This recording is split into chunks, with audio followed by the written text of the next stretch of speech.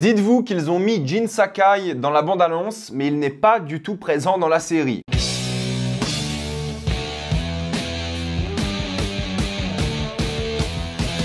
Secret Level. Comme d'habitude, jusqu'à la minute indiquée dans le titre de la vidéo, il n'y aura pas de spoiler, jusqu'à vous êtes tranquille, après on va tout spoiler. Secret Level est une série d'animation d'anthologie où chaque épisode sera composé d'une licence de jeux vidéo différente. De PlayStation à Warhammer, nous allons plonger dans ces différents mondes via des courts formats. Toute personne qui a vu cette série s'est déjà dit « Ah, c'est bizarre, ça ressemble quand même pas mal à Love, Death and Robots de chez Netflix ». C'est normal, c'est Tim Miller qui s'occupe aussi de cette série, qui s'occupait lui de Love, Death and Robots. C'est donc l'un des cofondateurs du studio Blur Studio aux États-Unis, qui a bossé intégralement sur cette série avec Amazon MGM Studio, parce que c'est une série Amazon disponible sur Prime. C'est bel et bien des épisodes 15 pour être précis d'anthologie, donc ils sont tous différents et vous pouvez les regarder indépendamment de licences connues. Enfin, plus ou moins connues, j'ai envie de dire. C'est évidemment des durées différentes, ça va de 7 minutes à une vingtaine à peu près, mais c'est, contrairement à Love, Death and Robots, le même style d'animation tout long, ou presque, parce que cette fois-ci, c'est bel et bien un studio ou deux maximum, disons, qui s'occupe de la série. C'est pas comme Love, Death and Robots où il y en avait plusieurs du monde entier. Là, non, c'est grosso modo qu'une seule ou deux entités qui s'en occupent avec un style très similaire. Et ils ont un peu la même approche, hein. Ils voulaient faire un peu un calendrier de l'avant. Les 8 premiers épisodes sont sortis la semaine dernière et les 7 suivants sont sortis cette semaine, mais la série est officiellement terminée. Peut-être il y aura une saison 2, on sait pas. Mais en tout cas, cette saison est terminée, ça c'est sûr. Je vais parler de mon avis global sur la série et en spoiler, je parlerai de chaque épisode rapidement de manière individuelle. Et pour commencer, j'ai envie de vous dire que l'animation est techniquement très jolie, je trouve. C'est un studio qui est impressionnant, qui met une claque sur beaucoup d'épisodes, juste du point de vue technique. Après, le point de vue artistique, c'est là que c'est à double tranchant, c'est-à-dire que oui, ils ont des belles couleurs, ils ont parfois de belles idées de mise en scène et artistiques de manière générale, tu sais, ils tentent des trucs, mais le vrai souci, c'est que vu que c'est une série d'anthologie, bah la qualité varie et scénaristiquement et en termes d'animation. Et le vrai souci que moi j'ai, c'est que tout se ressemble, malheureusement. Il y a un côté un peu uncanny valley, vous savez, où il y a des humains surtout, qui font à la fois humains mais pas assez. Je sais pas si c'est à cause de la motion capture, je sais même pas s'ils ont utilisé la motion capture, mais il y a aussi un côté saccadé ou parfois trop exagéré avec genre des personnages qui vont faire des mouvements trop brusques et rapides qui sont pas du tout humains, pourtant il y a ce côté photoréaliste. Donc l'Uncanny Valley c'est très particulier dans cette série et j'avoue que ça me sortait un peu du truc. Et quand je dis que tout se ressemble, quand t'es à ton 7e épisode de science-fiction, bah ouais, à partir de là, les univers sont presque interchangeables et tu fais plus vraiment la différence quoi. Heureusement que c'est marketé comme des licences de jeux vidéo différentes, parce que si on me l'avait pas dit, moi j'aurais pu dire que certains épisodes sont dans le même univers quoi. Parce que stylistiquement, artistiquement, ça se ressemble beaucoup. Et vu que c'est le même studio d'animation, bah ils ont les mêmes techniques, la même mise en scène généralement. Tu vois que c'est l'œuvre d'un studio, du coup, de plusieurs artistes, mais il y a comme une patte graphique et artistique derrière qui est la même tout le long, ou presque. Et c'est le souci, hein, les ambiances sont trop similaires pour beaucoup des épisodes, et il y a un côté très bande-annonce E3, vous savez, de teasing d'un jeu vidéo. À l'époque, elle durait 5-6 minutes parce que ça coûte cher, et là, elle dure 15-20 minutes, et c'est un peu le but, j'ai l'impression, c'est le côté pub. Là où Love, Death and Robots, ils avaient rien à vendre, et ils voulaient juste raconter les meilleures histoires possibles, là, ils ont un truc à vendre, c'est les licences de jeux vidéo, et ça se ressent. Ça se ressent parce qu'il y a clairement des studios qui ont payé pour faire partie de cette série, contrairement aux artistes qui, eux, cherchaient des studios pour leur demander leur licence. Et il y a un côté où ça fait juste une sorte de portefeuille technique pour Blur, et c'est là que je me suis rendu compte que j'aimais bien le studio à petite dose. Genre leurs épisodes Love, Death and Robots, j'adorais, mais parce qu'il n'y avait pas que ça, quoi. Là, il y a que ça. Et justement, ce côté produit à vendre, pub, il se ressent beaucoup dans les épisodes, parce que fatalement, ils ont pris des licences de jeux vidéo qui ont généralement pas vraiment d'âme, tu vois, que ce soit des shooters militaires, des MOBA, des trucs comme ça. Ils ont pas réussi à trouver l'âme dans ces licences et dans ces courts formats. Ils ont pas réussi à trouver l'humanité, l'émotion derrière. Et il n'y a pas vraiment d'idée marquante, quoi. C'est généralement assez classique. C'est le problème, hein, vu que c'est de l'anthologie, c'est aussi inégal en termes d'animation et en termes de scénario. Après, c'est normal, mais bon, là, il y a un côté très marketing au truc où je ressens pas vraiment l'amour du studio pour ces licences. Alors, pas toutes, parce qu'il y en a quelques-unes qui sont vraiment bien montrées et plutôt cool et qui parlent de choses sérieuses, mais globalement, beaucoup des épisodes n'ont pas de morale ou thématique ou juste de développement de personnages, quoi. Et même pas de concept fort pour t'attacher au truc. Et quasiment tous les épisodes se finissent sur un cliffhanger, et c'est pas un cliffhanger en mode appel d'offres pour faire une saison 2. C'est un cliffhanger en mode, ok, on a fait ces jeux vidéo là, si tu veux continuer l'histoire, bah va jouer au jeu, quoi. Donc il y a un côté très peu satisfaisant et pas mal d'histoires qui sont non résolues, je trouve. Et ouais, c'est le souci, hein, c'est que vous allez pas vraiment vous en rappeler, je pense, de beaucoup de ces épisodes. Sur 15, je pense qu'on a quoi, 3-4 qui sont mémorables, peut-être, grand max. Mais il y a certains épisodes qui mélangent très bien le gameplay du jeu vidéo en question et l'intègrent à leur narration, ce qui est plutôt cool et mignon. Et ils utilisent ça justement pour parler thématiques, mais le truc qui revient souvent, c'est les boucles temporelles. Vu que dans les jeux vidéo vous mourrez, il y a pas mal d'épisodes qui utilisent le concept de mourir, de ressusciter pour en parler quoi. Et ça, c'est vrai que c'est assez classique en termes de cinéma, hein, la boucle temporelle. Ça marche bien ici pour le coup, mais c'est vrai qu'il n'y a pas toujours de concept fort. Ils ont juste pris la licence, ils ont raconté une histoire dans l'univers et parfois cette histoire est juste pas bonne quoi. Et le fait que ce soit quasiment que des projets d'action est assez décevant parce qu'il n'y a aucun projet qui se pose un petit peu, qui tente un truc un peu différent. C'est quasiment que des projets de science-fiction qui sont d'action, parfois avec des mécaniques de jeux vidéo, mais encore. Et d'ailleurs, le générique est super nul, j'ai envie de vous dire, ça donne pas du tout envie de regarder les épisodes. Et même s'il y a quelques acteurs connus, hein, comme Keanu Reeves, Schwarzenegger, qui ont des rôles, vous n'allez pas vraiment vous rappeler de ces performances. Mais au moins, ils sont là et c'est plutôt cool. Donc pour conclure, écoutez, je dis pas que c'est pas divertissant, je pense que ça passe, mais contrairement à Love, Death and Robots, et je suis désolé de comparer constamment, vous n'allez pas vraiment vous en rappeler. Love, Death and Robots, il y a plein d'épisodes mémorables, ils testent à chaque fois des styles d'animation différents, ils testent des histoires différentes, ils le font pour l'art. Là où ici, il y a un truc un peu plus cynique, où ils l'ont fait pour le marketing, et même s'il y a des histoires qui sont cool, chouettes, ils se reposent beaucoup sur l'idée qu'il faut donner envie aux gens de continuer l'univers en achetant les jeux. Alors, encore une fois, pas tous, mais les peu d'idées qu'il y a dans certains épisodes sont souvent mal gérées scénaristiquement, sont un peu gâchées par le style graphique qui marche pas toujours, et je pense que vous allez kiffer votre visionnage. Moi, j'ai bien aimé quasiment tous les épisodes, tu sais, d'un degré, on va dire, d'appréciation minimum, et certains que j'ai vraiment kiffé, mais voilà, vous allez regarder sans forcément vous en rappeler d'ici 2 semaines. Donc, c'est une recommandation assez tiède, peut-être si vous voulez voir vos licences préférées, mais regardez tous les épisodes au cas où, il y a des épisodes qui vont peut-être vous surprendre, mais ce n'est pas la série de l'année à voir, et ça donne juste envie d'aller voir Love, Death and Robots plus qu'autre chose. Maintenant, on va passer en spoiler.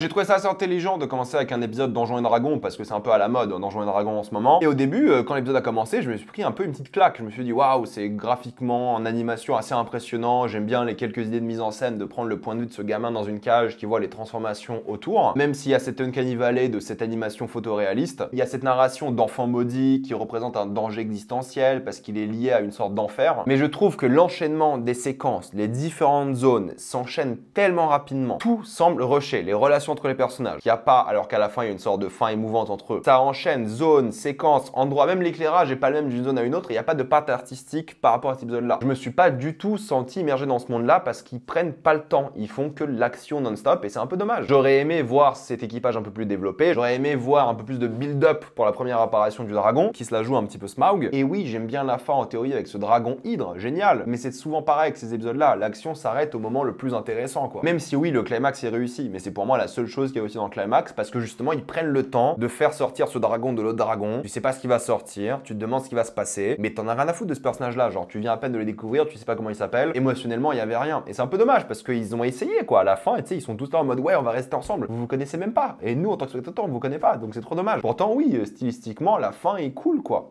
Mais c'est tout. Sifu, je pense que ça va être l'un des épisodes les plus préférés des gens parce que de une, il est court, efficace, mais c'est un style d'animation un petit peu différent, ça change, c'est cool. Il y a un côté un peu évidemment vibe Hong Kong dans les visuels, dans la musique, mais il y a aussi le côté du gameplay qui est cool avec les différentes séquences d'action qui sont bien foutues, la manière dont il ressuscite, la manière dont il apprend de ses morts pour revenir taper des gueules par la suite. Et j'aime bien justement là le fait que ce soit saccadé, je trouve que ça rend bien. Et en plus, il y avait des idées dans l'action, la manière dont il filme surtout ce plan sous le pont, il y a plein d'hommages à ces films d'action hongkongais mais pas que, asiatiques de manière générale. Dommage que ça s'arrête justement à ce boss final. Il y a toujours un peu de frustration, mais au moins il joue un peu la case émotion avec la vieille dame qui vend ses fameux dumplings. Et il y a un côté un peu touchant à la chose et c'est rapide quoi, 8 minutes je crois, mais efficace. Il y a un message, il y a un truc générationnel qui est cool, ça donne envie de faire le jeu et en même temps ça raconte une histoire thématique avec une action plutôt stylée et stylisée. Ouais, Sifu c'était pas mal du tout. Et même New World, hein, honnêtement je connaissais que de nom et j'avais à peine vu du gameplay, je me suis dit ça va me saouler, surtout que le début j'ai pas du tout aimé, mais en réalité j'ai trouvé cet épisode là assez attachant. J'aime bien le côté très comique d'Arnold Schwarzenegger en ce débile, hein, disons les choses. La boucle temporelle qui est assumée est drôle pour le coup. Ces différents combats ont une sorte de mise en scène et ils utilisent bien justement ces boucles temporelles pour montrer le passage du temps dans cette sorte d'éternité. Et l'épisode avait du cœur parce que justement c'est un gros débile qui veut le pouvoir parce qu'il a grandi comme ça, tu vois, il a un peu de personnalité, on apprend des choses sur son passé. À la fin tu penses qu'il va vriller et juste perdre son humanité, mais il se fait vite remettre en place et ça qui est cool. C'est que ce mec là, au fait, il cherchait pas le pouvoir mais il cherchait l'amitié. et c'est une histoire sur l'amitié avant tout. Et c'est là que je me suis rendu compte de ce que je voulais voir dans cette série-là, c'est des personnages un peu développés, quoi. Parce que tu vois, en 15 minutes, ils peuvent développer un personnage comme ils l'ont fait là, tout en ayant un peu de comédie, un peu de cœur. Il y a une belle morale sur comment il a grandi, la rédemption, le pardon et cette fameuse amitié. Donc c'était pas mal. Et en vrai, Unreal Tournament, moi c'est ma jeunesse. Moi je me suis buté à Unreal Tournament et il y avait tous les trucs nostalgiques comme il fallait, en théorie, entre le narrateur qui fait sa voix lors du tournoi, entre les armes qui pop comme ça. Mais ils ont décidé d'en faire une histoire sur des robots maltraités qui décident de créer une révolution. Et ça en vrai c'est cool. C'est un épisode d'action frénétique, mais à cette thématique révolutionnaire d'un homme qui s'est exploité. Alors c'est une machine, mais évidemment la comparaison c'est l'être humain qui s'est exploité par une entreprise, par ces hommes qui sont en réalité eux les machines, qui ont complètement déshumanisé les autres. C'est un comportement de machine ça. Et justement cette machine-là, pour le coup, elle qui est une vraie rebelle, une vraie personne humaine, entre guillemets. J'aime bien la dichotomie entre les deux, et même si pas toutes les scènes d'action sont bien filmées, genre la première du tournoi, j'ai trouvé assez bancale, la deuxième est vraiment cool, parce que justement elle est frénétique, tu te retrouves facilement dans la géographie, et cette scène d'action a une vraie narration. La scène d'action finale est un peu moins glorieuse, mais au moins il y avait ce punch et ces enjeux qui donnaient envie d'être pour ce robot-là, quoi. Peut-être ça manquait un peu de visibilité sur l'action et d'impact, et un meilleur travail sur la photo peut-être, mais en tout cas c'était plutôt cool avec des vrais sujets sérieux. L'épisode Warhammer, je pense que ça sera aussi l'un des plus appréciés, et honnêtement, moi j'avais une assez grosse hype concernant cet épisode-là, parce que Warhammer va revenir sur Amazon Prime, hein. Vous savez, la série d'Henry Cavill, ça va se faire en live action, et maintenant que j'ai vu cet épisode-là, je me demande vraiment comment ils vont faire pour du live action, parce que ça va être chaud. Moi qui connais Warhammer de visuel, j'ai été plongé pour la première fois réellement dans l'univers de Warhammer, et ce côté fin de l'humanité, dictature, religion, SF, gothique, rock, biblique, il y a un truc très orchestral et à la fois éternel au truc. Un truc tout bête, hein, c'est les bougies à côté des PC. Il y a un côté un peu Moyen-Âge, SF. Même les vaisseaux sont énormes, on dirait des cathédrales, c'est génial. Mélanger ça avec le côté un peu testostérone, propagande militaire, avec ces armes presque divines, ces anges, t'as l'impression qu'ils sont envoyés sur une planète pour détruire les gens. Ce que j'ai aimé dans cet épisode-là, je pense qu'il n'est pas forcément dû à l'épisode, mais la manière dont moi il m'a fait introduire à cet univers de Warhammer, j'ai trouvé ça génial. Ces énormes hommes en machine face à ces humains qui ressemblent à des insectes, cette énorme destruction, ces plans séquences qu'il y a sur eux qui détruisent tout le monde de manière extrêmement violente, alors que c'est des personnes qui existent, des vrais humains. Un mec qui traverse un tank à un moment, c'est épique. Le côté gun et hache à la fois, super bourrin. Honnêtement, faites-en un film pour avoir le budget en live action, ou alors un film d'animation, ça rend bien. Mais en même temps, ils ont pas oublié le côté émotionnel du truc, l'enfant qui n'a pas peur, ce monstre qui crée des peurs dans l'âme des gens et qui font que tu te suicides presque, t'as l'impression. Il y a un côté très Lovecraftien à ça. Et j'aime bien le mélange justement de science, technologie et religion mystique avec ces créatures. Ouais, moi ça m'a donné grave envie de mettre dans l'univers de Warhammer. C'est un épisode très stylisé, surtout la fin qui m'a quand même pas mal fait penser à Zack Snyder. Tout ce que je voulais faire, c'est de descendre, chercher le Game Workshop à côté et prendre des livres Warhammer plus que le jeu vidéo en question, même si le jeu vidéo est tentant. Donc ouais, j'ai trouvé cet épisode plutôt réussi, peut-être un peu trop stylisé. Ils en font des caisses, mais je trouve que ça marche bien avec l'univers que moi je viens de réellement découvrir ici. Pac-Man, en vrai, moi j'ai bien aimé l'approche un peu messianique, existentielle, élue, qui est au fait un mensonge créé par cette IA, mais il y a une sorte de désert qui est montré là, que des décors vides, un homme ou une sorte de créature qui se nourrit de plus en plus d'autres créatures. Cet élu qui perd au fur et à mesure son humanité, avec une animation plus trait de stylo qu'autre chose, qui était pas mal. J'aime bien le fait qu'ils aient assumé le concept divin, qu'ils aient fait le twist sur justement ce Pac-Man là, cette petite chose qui au final est le vrai méchant de l'épisode, qui est emprisonné ici. Je trouve que c'est une bonne approche à Pac-Man. J'aurais trouvé ça plus intelligent de créer un truc avec le vrai Pac-Man, quoi, et réussir à faire un truc par rapport à ça, mais je suis quand même content de cette approche qui est complètement dingue et horrifique de Pac-Man. Tu vois, tu montes Pac-Man, je pense pas à ça. Mais l'approche est réussie. C'est cool aussi d'avoir des tentatives un peu dingues sur des projets comme ça. En plus, ils ont pas forcé avec la durée de l'épisode, c'était pas mal. C'est là qu'on arrive à Crossfire, et honnêtement, qu'est-ce que j'en avais rien à foutre de cet épisode-là. Pour moi, tu prends des licences de jeux vidéo et t'arrives à prendre une licence de guerre militaire, mais qu'est-ce qu'on s'en fout, quoi. C'est tellement un truc basique. Et je dis pas que l'épisode est mauvais, mais je me suis fait chier parce que je viens d'enchaîner un Pac-Man un peu fou. J'ai trouvé basique, visuellement pas forcément intéressant. Je dis pas que c'est pas bien animé ou quoi, mais j'en avais rien à foutre. Voilà, c'est ça le souci. Crossfire, je sais même pas s'il y a eu un jeu en 20 ans. Pas mauvais, mais juste banal et pas excitant. Et pas très beau ou engageant. Et c'est là qu'on arrive à la licence de From Software, Armored Core, avec le fameux Keanu Reeves. Et j'aime bien l'idée de se dire, moi qui connais pas du tout Armored Core pour le coup, que les gens qui sont dans ces mechas sont un peu addicts, un peu fous. Ils ont une voix dans leur tête, tu sais même pas si elle est vraie ou pas, ou si c'est juste le mec qui a genre trop de radioactivité dans sa tête et il entend des voix. Un peu exilés de la société alors qu'ils ont accès à des mechas qui pourraient détruire cette société en juste quelques actions. J'aime bien l'ambiance Verda abattre de ce monde enneigé, froid, peu accueillant et ces grands déserts, surtout lorsqu'il rejoint cette fameuse machine. C'est une machine gigantesque, tu vois, ce monde qui est genre vide et ces grandes étendues, ouais, qui sont pas mal du tout, quoi. Parce que ce sentiment de solitude, il est un peu renforcé et le fait d'être exclu de la société le renforce encore plus. Il y a ce vrai build-up par rapport aux mechas où il rentre lentement dedans et puis quand il se bat contre ces mechas-là, je trouve que c'est un peu moins intéressant. Ils ont pas réussi à créer du poids et de la dimension et la sensation d'échelle de ces énormes monstres, surtout à la fin dans l'entrepôt. Je sais pas quelle taille fait l'entrepôt et les combats sont assez classiques. C'est un peu dommage qu'ils aient pas joué un peu sur ça, quoi. Mais la morale est intéressante, le fait que ce soit l'un des méchants de l'œuvre, l'idée que lui, il tue les gens qui lui ressemblent réellement alors qu'il est isolé, il est complètement fou, quoi. C'est ça la vérité. Il aurait dû ne pas tuer ces gens-là parce que c'est les seuls qui existent encore comme lui. Et justement, il perpétue ce cycle de la solitude qu'il regrette tant. Outer Worlds, du coup, ça fait partie des épisodes qui sont sortis aujourd'hui et j'ai trouvé ça mignon, vraiment pas mal pour le coup, assez touchant cette histoire de cet imbécile un peu heureux qui est prêt à sacrifier ses membres pour juste revoir une femme dont il est tombé amoureux il y a quelques années qui au fait s'est rendu compte qu'elle était méchante, mais là genre tout ce côté remise en question. Ça montre justement ces entreprises qui corrompent, détruisent les planètes, les gens qui n'ont pas d'importance pour eux et lui c'est juste un imbécile heureux qui veut faire son travail, il retourne à la fin dans ses poubelles. C'est mignon comme épisode. J'aime bien le côté violence, il y a une vibe évidemment très Fallout, mais bon, c'est Outer Worlds, c'est Obsidian et j'ai pas fait Outer Worlds, mais ça me donne envie de faire le 1 et bientôt le 2. C'était une belle plongée dans ce monde qui donne pour le coup envie de jouer au jeu, quoi. Avec ce côté entreprise qui détruisent tout et ce mec qui est prêt à tout juste pour un moment d'amour, quoi. À la fin, il reste heureux alors qu'il a juste plus de partie humaine. J'ai trouvé ça plutôt pas mal. Megaman, c'était sympa aussi, voilà, c'est une sorte d'histoire de Pinocchio avec un androïde qui prouve lui-même qu'il est plus fort que la machine parce que lorsqu'il se fait contrôler par la machine, il arrive à y faire face. Mais encore une fois, c'est le genre d'épisode qui s'arrête au début de l'histoire. T'as une sorte de rite initiatique et lorsque l'histoire pourrait devenir intéressante, l'épisode s'arrête. C'est mignon, mais c'est déjà vu, déjà oublié d'après moi. Lorsque j'ai vu Exodus, je me suis dit, mais c'est quoi ce truc? Tu vois, c'est quoi ce jeu? J'en ai jamais entendu parler, mais au fait, si, j'en ai entendu parler. C'est un jeu avec Matthew McConaughey qui va sortir normalement en 2025-2026, qui a été annoncé l'année dernière. Donc ils font un jeu pas sorti avec Matthew McConaughey qui raconte l'histoire de voyages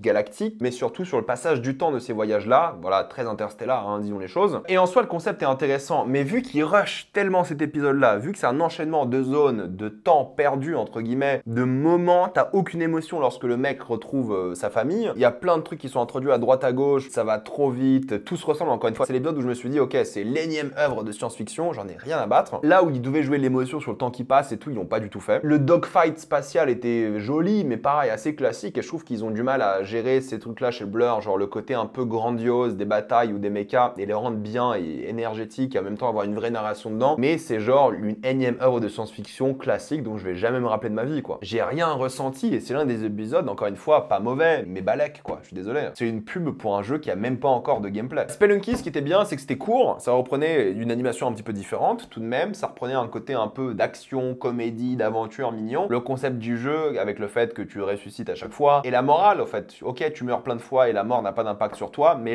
tu devrais profiter de la vie, même si tu vas mourir, et compter tes morts pour t'en rappeler, pour te dire que chaque mort avait un sens, avait un objectif. C'était mignon, j'ai bien aimé, ça m'a donné envie de me lancer dans Spelunky aussi. Il y avait un peu d'originalité, la vibe aventure était réussie, c'était court mais efficace, mais encore une fois, je trouve que tu as une fin peu satisfaisante. Est-ce que ça vaut le coup de parler de Concorde, un jeu qui n'existe plus, voilà, qui a le droit à un épisode de 15 minutes en mode Gardien de la Galaxie et sans intérêt. Genre en termes de science-fiction classique vu 1 milliard de fois, Concorde c'est là aussi. Le Gardien de la Galaxie du pauvre, j'ai rien ressenti, ça m'a donné envie de rien voir de similaire. J'étais presque à l'overdose, honnêtement, là. Je m'en foutais de l'équipage, de leurs relations, leur trahison, j'étais pas du tout dedans, c'était complètement raté et c'est fini de toute façon, donc quel intérêt aussi. Mais même sans le savoir que c'est fini, c'est un peu vide comme épisode. Et je suis désolé, pourquoi est-ce qu'ils ont genre 7 épisodes de science-fiction dans cette série, quoi. Ensuite, l'épisode Honor of Kings, c'est le seul dont j'ai jamais entendu parler de ma vie. Je savais pas du tout ce que c'était, honnêtement, et j'ai regardé, c'est une sorte de MOBA, j'ai l'impression. C'est là aussi que je me suis dit, ok, c'est des gens qui payent pour avoir leur licence ici. Mais je suis ouvert d'esprit, j'ai pas été très fan de l'esthétique science-fiction, Chine, un peu fantastique, démoniaque, religieuse, tout ça. Parce que là où Seafood était dans la vibe et tout un peu différente, là, ça ressemblait à tout ce que Blur faisait auparavant et dans cette série. Et c'est dommage parce que je n'étais pas assez imprégné en soi. Par contre, le duel face à cette entité qui se considère comme une sorte de robot, mais à la fois la nature, il y a quelques plans que j'aime bien sur la Lune, c'est plutôt cool. Et ce duel entre l'homme qui veut contrôler la nature et les traumatismes du passé qui l'ont envahi, tout ça autour d'un jeu, l'entité qui essaie de lui faire perdre son libre arbitre, l'homme qui devient lui-même cette forme de nature à la fin, des débats un peu philosophiques sur qui on est, pourquoi, qu'est-ce qu'on peut faire, est-ce qu'on a vraiment un choix, lui qui veut se venger de la chose qui lui a fait du mal, mais il comprend pourquoi cette chose a fait ce mal-là. C'était un jeu plutôt sympa, une belle plongée dans la psyché d'un homme. Un peu la branlette philosophique, mais c'est un peu le but, et c'était plutôt sympa. Il y a des trucs un peu sympas de développement avec lui qui a vraiment changé, et même la machine qui s'est amusée avec ce jeu, ce qui est une émotion qui n'est pas digne d'une machine ou d'un élément de la nature. Et cette fin avec lui qui reconstruit, devient cette force. Bref, c'était sympathique, mais honnêtement, là, j'étais à mon overdose. J'ai l'impression d'avoir vu genre 7 fois le même épisode avec les mêmes esthétiques, les mêmes visuels. Honnêtement, j'en pouvais plus, quoi. Et je dis pas que c'est mauvais, hein, mais j'étais au bout. C'est pour ça que lorsque l'épisode PlayStation arrive, qui va décevoir beaucoup de personnes, parce qu'en réalité, c'est pas l'épisode PlayStation, moi, j'aime bien l'idée critique du consumérisme, du capitalisme, des gens qui sont exploités, surtout ces livreurs qui pourraient se faire tuer par des entreprises s'ils faisaient pas ce qu'il faut, en temps et en heure, et en même temps, ils ont des récompenses de merde, comme des cosmétiques à la con, et qui critiquent aussi les cosmétiques. C'est un peu cette critique du monde extérieur qui te détruit. Il y a des apparitions de toutes les grosses licences, ou presque récentes, hein, de Sony, avec les Helldivers, Shadow of the Colossus, que moi j'adore, qui est plutôt bien utilisé parce que c'est une sorte de course-poursuite à travers cette ville. Alors oui, c'est un peu genre le fan service. Regarde Sackboy, regarde God of War, enfin Kratos, et tu sais, ça va énerver les gens parce que Kratos est littéralement dans un seul plan. Mais l'idée, c'est de s'émanciper un peu de sa vie de merde et de son travail via les jeux vidéo, via ta PlayStation, via leur licence, et de retourner un peu à cette époque nostalgique d'enfance où t'avais pas de responsabilité et tu kiffais juste jouer à des jeux. C'est le but de l'épisode, c'est un truc nostalgique, marketing à fond pour te dire, tu sais quoi, rallume ta play,